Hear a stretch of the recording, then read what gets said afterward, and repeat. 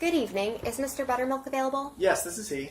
Wonderful. This is Mrs. Ego, Johnny's school teacher. How are you? I'm good. How is the family? Great, we're going on vacation during fall break next week, and the boys and I are so excited. Oh, I'm glad to hear that. Johnny mentioned to me that you were going on a trip to Florida. It sounds like a lot of fun. At school, Johnny has been such a great helper in the classroom. He often volunteers to take my attendance sheet to the office.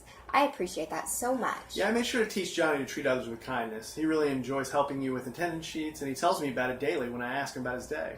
I am so proud of him when I see such helping behaviors. I'm calling this evening, however, because we need to talk about something that happened at school today. What happened? Is everything all right? Well, today Johnny had a disagreement with a peer during a basketball game.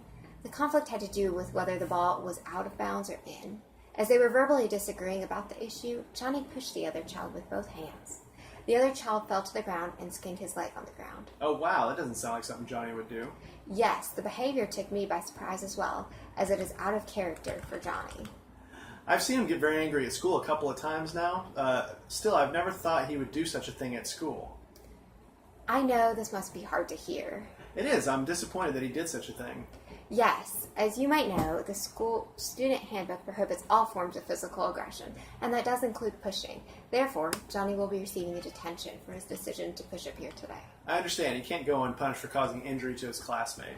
While I hope this will never happen again, I am concerned about Johnny managing peer conflict appropriately going forward, as Johnny will receive suspension if this happens again. That is the protocol outlined in the student handbook. Well, I don't want that to happen. I can't miss work, and there's nobody to stay home with him.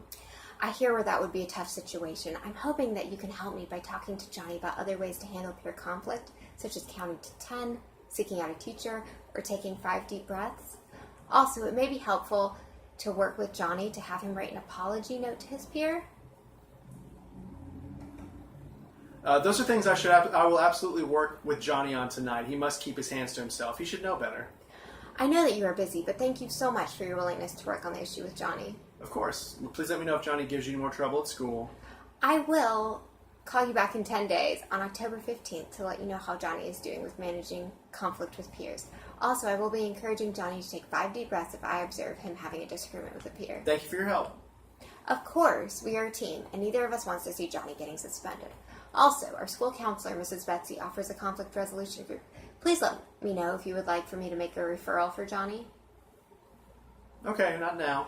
All right, and before we go, I want to tell you just one more thing. Just yesterday, Johnny held the door for a student wheelchair.